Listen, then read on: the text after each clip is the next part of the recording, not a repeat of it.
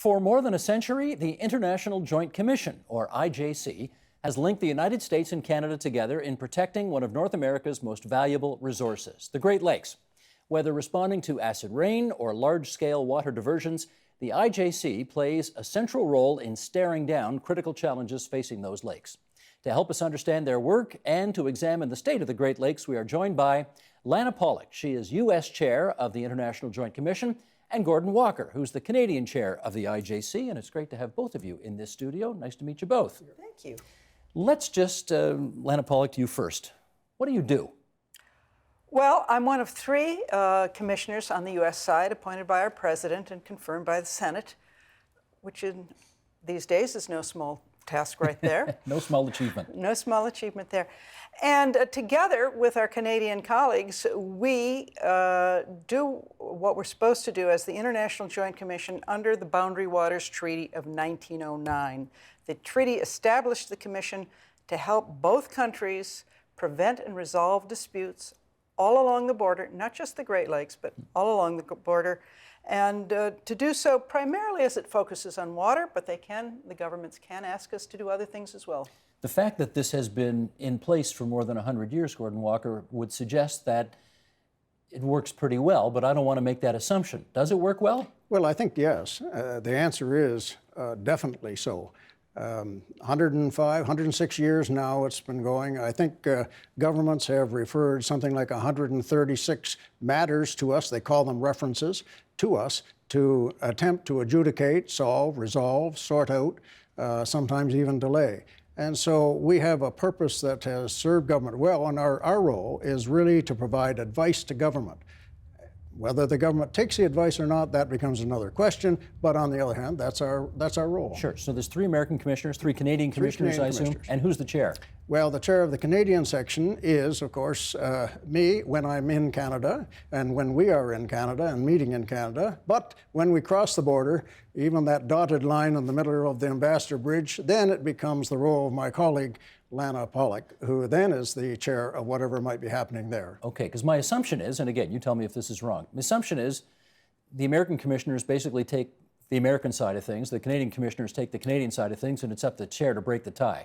No, as a matter of fact. Okay, we're learning something new here. Let's go. So there is a long tradition, and there's actually language within the treaty that stipulates that each commissioner is to take an oath of office that he or she will administer the treaty without bias.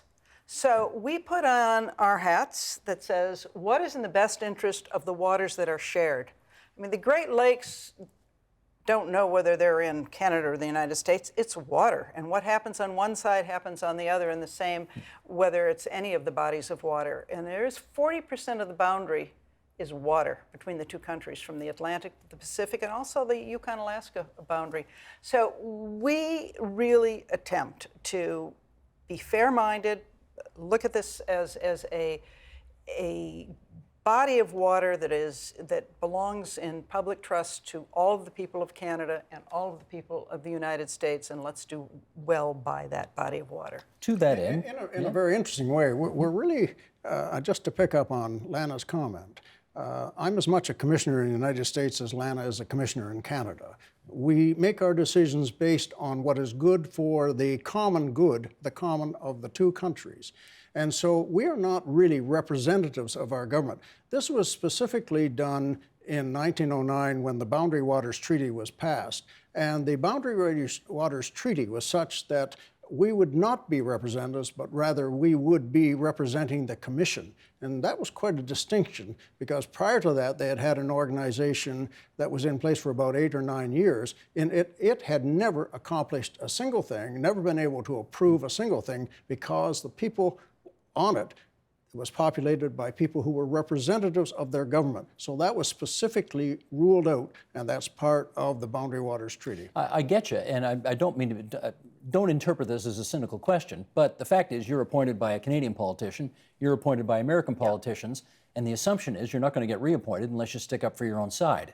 Not accurate? I don't think that would be the case. We're appointed for a term in the Canadian government, so I have a term of office that runs until about 2.5 years from now, whereas Lana is appointed for the period of time during the pleasure, in essence, of the president. So by and large, Lana's term would last until the presidential election changes the situation, and mine would last until a term. So neither are, shall we say, directly related to the government nor directly related to what happened. The governments really do not run us, but they do listen to us, and in a sense, we're somewhat of a judicial body. We, in fact, can subpoena, we can take evidence under oath. So we have many responsibilities. We're quasi-judicial. And in that respect, I think we're sort of treated something like a court. So we're not really representing the government. What we're really doing is representing the commission. You know, if I might also add that it's true, I think that, look, I've grown up as a U.S. citizen. Gordon has grown up as a Canadian citizen, but we both, in the case of the Great Lakes, grown up on the Great Lakes. And so I think that's what binds us together. I also think that the fact that this is a very small body, an intimate body, there's only 6 of us all together. And so we do have differences at the beginning of discussions, but we keep talking it through and almost always come to a consensus. It actually works amazingly well. It's not always easy, but it generally works. That was going to be my next question. You mentioned you have more than 100 so-called references that get to your attention because there's a dispute. What percentage of the disputes do you actually resolve? Well, we most often resolve them among ourselves. Whether the government takes that advice is a different matter. And when we get to it's also notable that we have more latitude to advise the governments on the Great Lakes than we do on any of the other bodies of water that are shared by the 2 governments. And as a result, people in the other basins across the west or in the east, Champlain-Richelieu, for instance, et cetera, they have agreement envy because there's this very special agreement between the 2 governments just specific for the Great Lakes. And that, in fact, is what brings so many people here to Toronto this week. Let's see if you agree on this. Do you agree on what the greatest threats are facing the Great Lakes today? Gordon Walker, you start. Well, it's difficult to say what the threats are. There are many, many, many threats, and there are many, many accomplishments as well. So we can't really single out. Now, I could talk about Phragmites and a noxious weed that grows and destroys our wetlands. That is a threat, and it's covering many parts of the Great Lakes, at least the shorelines of them. So that's a threat. We have a threat from aquatic invasive species such as the Asian carp, but so far, by and large, has been kept out. The Illinois River's got a bunch of barriers in it that seem to stop them coming up. I think they harvested something like, what was it we heard today? 5 million pounds of Asian carp had been harvested from that river. So they are keeping those out, but those are threats. Those are big threats. We have many threats. I think probably our biggest single threat, and I think Lana would probably agree with me, would be all across Canada and the United States, and particularly in the Great Lakes, the issue of algae. And phosphorus is so much of a cause of the algae growth that it is necessary for us to realize that with the warming climate and with the slightly warming temperatures, the surface water temperatures on the Great Lakes, bigger storm events, more climate change that's obvious, more precipitation in areas. 500-year storms seem to come now every 50 years. With things like that, we have issues involving the algae that creates all kinds of problems on all kinds of lakes, particularly Lake Erie, which is so shallow. So that is a big, big threat. Would you share that view? I would share that that's a big one, and that we have, as a commission, been, I think, fairly successful in raising that to put on the top of the list. And most of the pressure comes now from farming and farming practices. And farming is very important, and agriculture is important economically and obviously for our survival, but it has to be done in different ways than it has been done. And so it's the tension between very legitimate interests that we try and solve. There are other issues as well. Gordon mentioned the whole context of climate change will make whatever it is we do or whatever it is we face that much harder. So climate change is a big threat.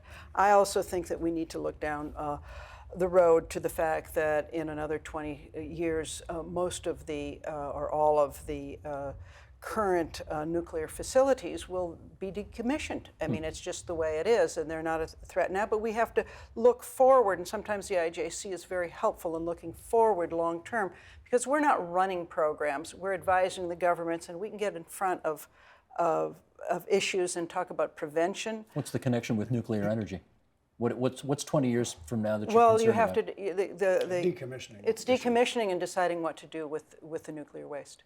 And I mean, it's not a comment on it's not at all a comment on the operation of the plants now, but it's just that But again, this will change, and then you'll have questions that need to be addressed. You mean like somebody's going to want to bury the waste near a Great Lake, and will it seep into the Great Lakes? Is that the issue? Do you bury it? Do you leave it on the surface? Do you take it away? Whatever it is, it's just a legitimate engineering, science, and social issue that the governments, not us, because we only advise, and we have the opportunity to look down the road farther, because we're not running for office, and we're not running programs, we're not managing, we're not permitting, we're not regulating, we're just advising. Gotcha. Now, chemicals is a very interesting problem. How so? Well, I go back maybe 25 years ago, and we would think in terms of maybe 200 to 300 chemicals identified in the Great Lakes. Today, that number is almost 3 times that number in chemicals, new chemicals that have come along and are identified. Some of these are toxic. Some of these chemicals just don't get sorted out. Some of these chemicals end up going down through our sanitary system. One way or the other, they get into toilets and into our water system. It's not a question of they've been illegally dumped into the lakes. No. They've come because people have taken drugs, and then drugs are passed, and sometimes drugs are just eliminated by being put down a waste. And these end up going through our system, but our systems are not designed to take those chemicals out. And now those chemicals are turning up. And I think one that we're particularly concerned about, if I got the right initial, I hope you don't ask me to say the names, but PBDEs. You got it. And PBDEs Fire retardants. is a fire retardant that has been used for the most practical purposes in the past, upholstery and other things, to make sure that they are retarding fire. But in the process, are a toxic chemical that are creating real problems, and we are addressing those. In fact, they'll be addressed during some of the forum this week, because that's a big issue. That's just one. There's PCBs and lots of other issues. And in which case, how do you measure? Mentioning there's many more times the chemicals in the Great Lakes today than there were 25 years ago. How do you measure how healthy or not the Great Lakes are? Wow, that is a wonderful question, and one that we wrestle with, and part of the challenge that we have is working with the scientists and getting the science right. And we do work with scientists. Neither of us are scientists, but we're very science-focused and dependent at the IJC. But also communicating to the public in ways that is compelling and understandable. So what do you measure when in the lakes? When you go to a doctor, does the doctor just measure your blood pressure? Or does the doctor look in your eyes? Or what are the measurements? And they all count. And so this is a question. But one of the successes that we've had, I think, in the last 3 years with governments and among ourselves is to get that list down to a much shorter list. It's still long, but it's much shorter, and we'll be able to communicate better with the public. At the bottom line is the water drinkable? Can we eat the fish? And can we swim in the water? Those are what everything else boils down to. How do you answer those questions today? Well, I think you we have do to drink the water here yes, on Lake Ontario, yes. obviously. I think, first of all, you'd have to say that things are better than what they were. Now, the question is, when was the were that you are thinking about? And if you're thinking about the 1960s, Lake Erie, for instance, had become a very deplorable river. It was a lake. It was a sad situation. The Cuyahoga River had caught on fire. There were the entire lake had been declared dead. It was because of phosphorus. Most of it was coming out of sewage plants. A lot of it was coming out of the laundry products that people were using. And the IJC had made some recommendations that brought about the changes. They brought about, for instance, the Great Lakes Water Quality Agreement that you're probably well familiar with, and they brought about changes even in laundry soap. The makers of Rinso or whatever the product was. I shouldn't identify anyone on the air, Yeah, but they took the phosphates out of it. They were saying you'll never have another white shirt. They will all be gray from now on. Well, that wasn't the case. And somehow or another, the problem got solved. And Lake Erie became, in 20 years' time, it became, by the 1990s, a poster child around the world as one of the best lakes that one could ever find. Best for fishing. $billion fishing industries that were created there. It came back. And all of that came back. Some of it started to slip in the past 15 years. That's another problem. That's another challenge that we're faced with right at this minute. Well, you have what are called areas of concern. That's Yes, a technical term in your business. Yep. How many are there? Well, there's 64 that were identified areas of concern. And that was originally on an IJC recommendation. But the number's dwindling a bit because some have graduated or been moved off the list. Okay, and how bad does it have to be before you become an area of concern? Really bad. Really bad. Really bad. And So you can't drink the water, you can't fish there. Well, you can't do a number of things. And what they do in these areas, that they actually list the impairments. How many things are impaired? Can you fish, or can you swim? Can you do certain things? And as they clean them up, in order to graduate off the list, you have to be able to have recovered those uses, all of the uses. And it's complicated. I want to say here, the government spent in today's dollars billions of dollars after the Cuyahoga River, et cetera, in the Lake Erie in its worst days, and they invested that money in mostly wastewater treatment plants, and so took care of that problem. But it wasn't free. It wasn't free. It was retroactive, but then it became preventive, and that's great. Now we're looking at these things, and they're spending one of them can cost more than $1 billion to clean up. Prevention, prevention, prevention. It is so much cheaper for the taxpayer to prevent. These places cost a fortune and take decades to clean up. Well, that may explain some of the numbers I'm going to present here, because here's what I've got. 7 out of 43 areas of concern have been ameliorated since 1987, 16%. Now, some people might say that's not a hell of a lot of progress for 3 decades worth of work. Well, Yeah, how would you? But you're forgetting one thing in it, and that is the beneficial uses. And so these 14 beneficial uses that have been identified for each of the areas, in many, many cases, have been improved substantially. And while they've not been completely eliminated, the improvement is such that some of the beneficial uses have been restored entirely. So I think, generally speaking, at least a third of the beneficial uses are back. So that has to be taken into account. But if you're also getting into the numbers, it has to be kept in mind that the billions have been spent on the American side and on the Canadian side. Port Hope is an area of concern for us.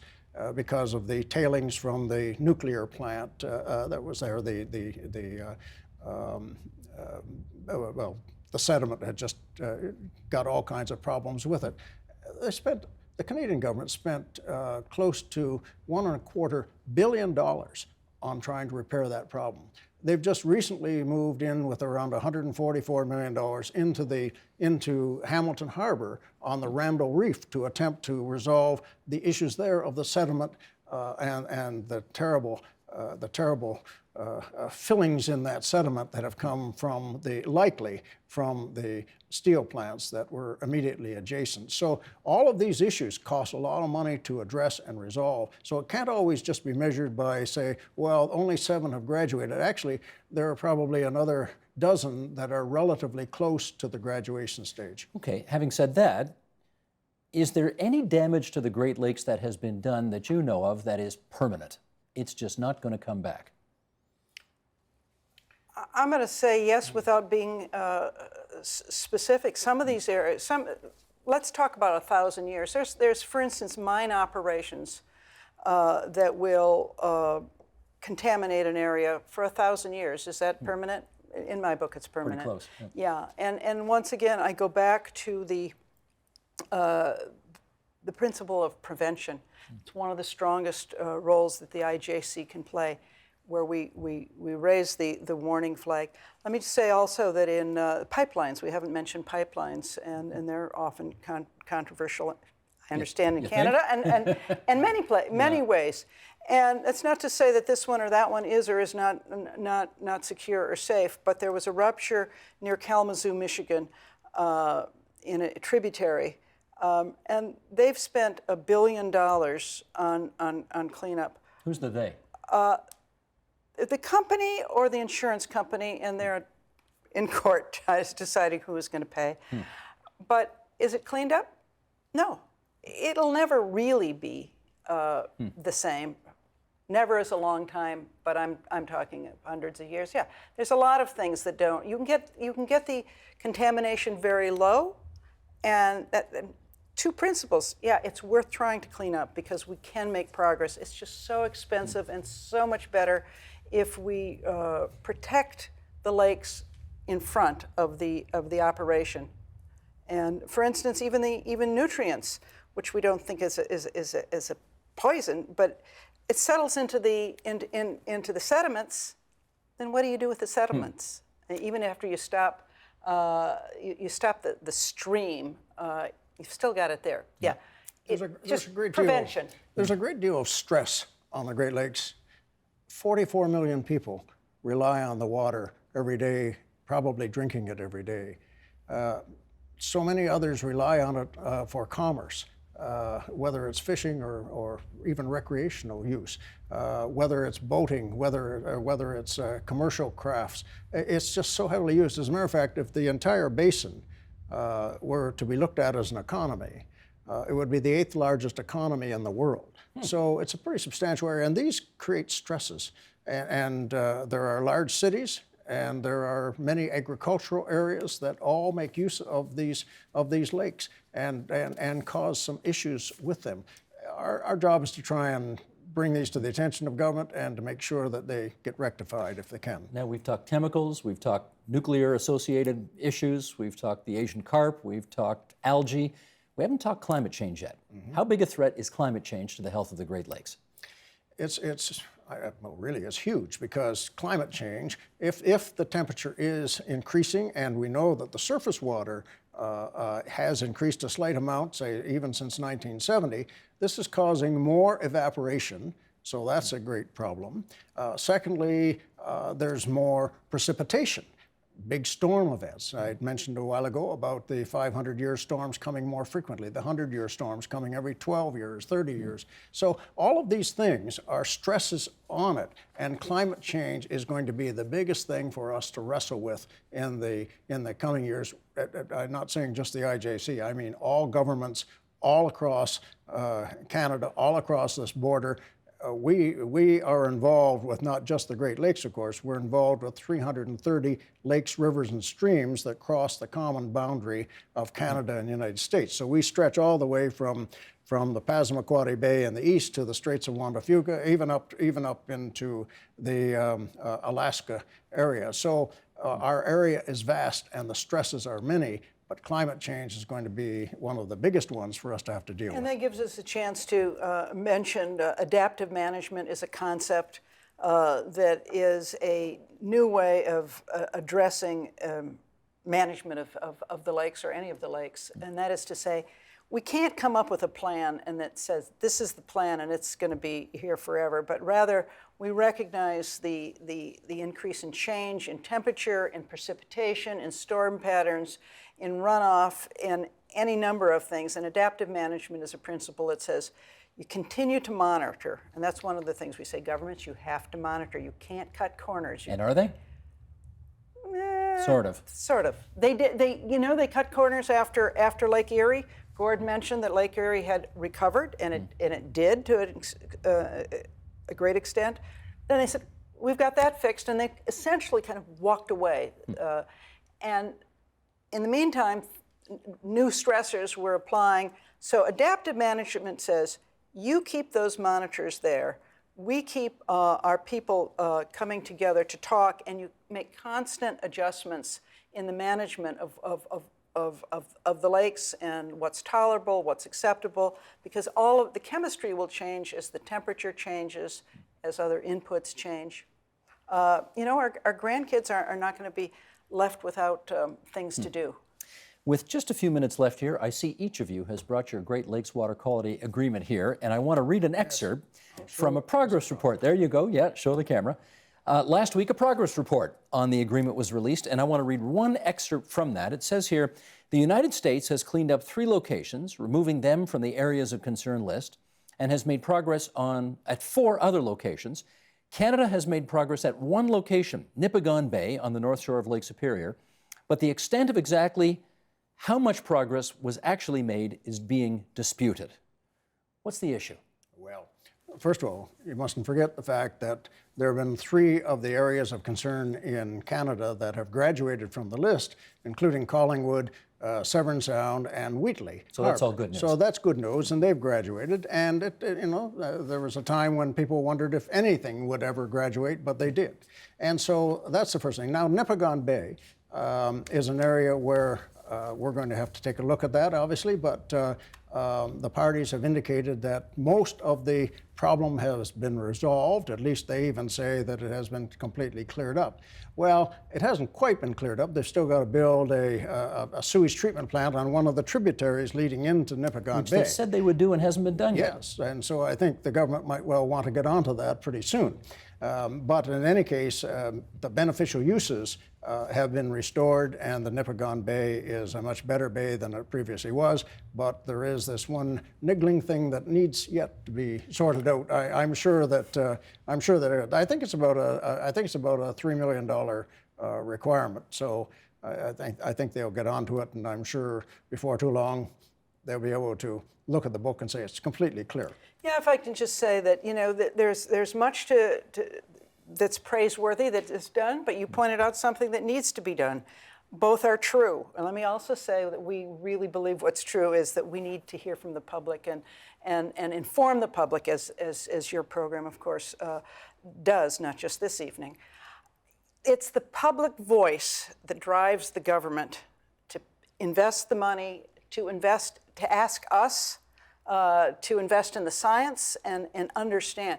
Without a public voice, without an informed public voice, an uninformed public voice is not generally very useful, but the informed public is fundamental. We have 2 great democracies that bound these Great Lakes, and the lakes are as healthy as they are compared to other lakes, Great Lakes in the world, because of public input, because of the democracy that allows for transparency, for input. So let me ask one follow-up based on that. You 2 are not politicians anymore, although you both were. You were in Bill Davis's cabinet 30-plus years ago, and you were in the state senate in Michigan. That's true. In the state senate once upon a time. But I'm going to ask you a political question right now, which is, there's somebody running for president in your country who wants to get rid of the Environmental Protection Agency and has said that climate change is a hoax perpetrated by the Chinese.